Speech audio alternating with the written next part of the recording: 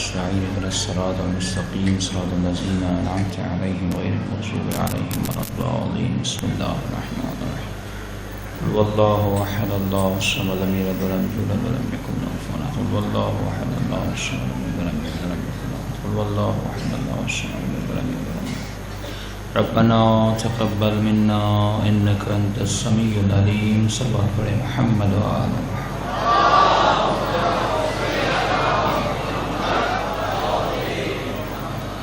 أعوذ بالله السميع العليم من الشيطان اللعين الرجيم. بسم الله الرحمن الرحيم.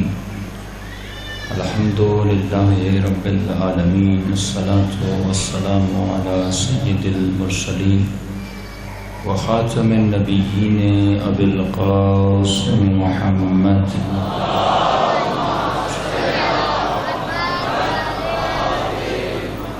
وعلى آل بيته الطيبين الطاهرين المعصومين المنتجبين.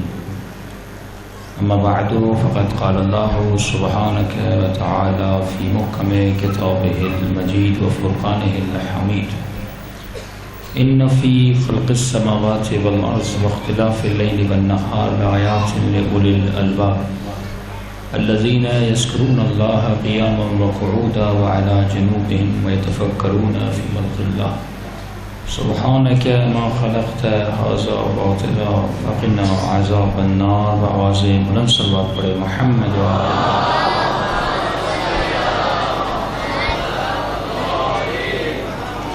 پروردگار عالم، آپ مومنوں کی عزاداریاں اپنی بارگاہ عالی میں قبول فرما دے، اور جس مقصد سے یہ فرش عزا بچھایا گیا ہے ان مقاصد میں بھی ہم سب کو کامیابی اور کامرانی عطا کرے۔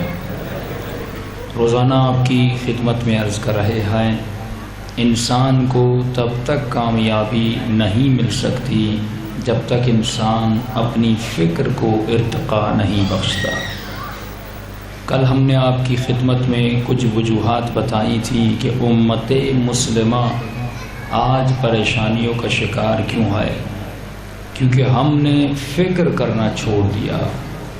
ہمارا کام ہے مسجدوں میں، مجلسوں میں یا صرف اعتکاف کریں یا صرف ذکر کریں، اور انگریزوں نے فکر کے ذریعے سے اپنی قوموں کو آگے بڑھا دیا۔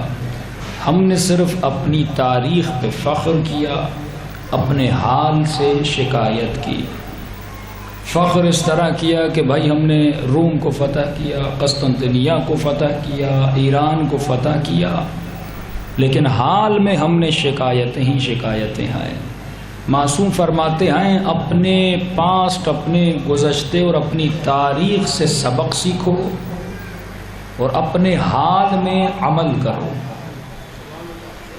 ہم نے عمل کی جگہ پہ شکایت کو اپنا لیا، اور امام حسین نے کربلا کے میدان میں ثابت کیا کہ دشمن کے پاس اگر فوجی طاقت ہو، دشمن کے پاس اگر اقتصادی طاقت ہو اور تمہیں مارنا چاہے، مٹانا چاہے، تب بھی مٹا نہیں سکتا۔ جو پڑھے لکھے اسٹوڈنٹ ہیں ان کو پتہ ہے ناکازاکی، ہیروشیما، جرمنی کتنے حملے ہوئے ان پر، لیکن ابھی 70-80 سال گزر گئے، وہ دوبارہ اقتصادی طاقت بن کے ابھرے ہوئے ہیں۔ تو دشمن سمجھ گیا ہمارے بم شیعوں کے عقیدوں کی دیوار کو نہیں گرا سکتے، ہمارا بارود شیعوں کی عزاداری کی گرمی کو نہیں بجھا سکتے۔ اگر ان کی عزاداری کو بجھانا ہے، اگر ان کے عقیدوں کو ختم کرنا ہے تو ایک ہی ذریعہ ہے کہ ان کے مذہب کو مذہب سے لڑاؤ، عقیدے کو عقیدے سے لڑاؤ۔ جب عقیدہ عقیدے سے لڑتا ہے، جب یہ مسلمان لڑ کے تھک جائے، جب آپ کسی حیوان کو آپس میں لڑاتے ہیں، جب یہ تھک جائیں تو اب ان کی گردن میں غلامی کی رسی ڈال کے ان کو اپنا نوکر بنانا۔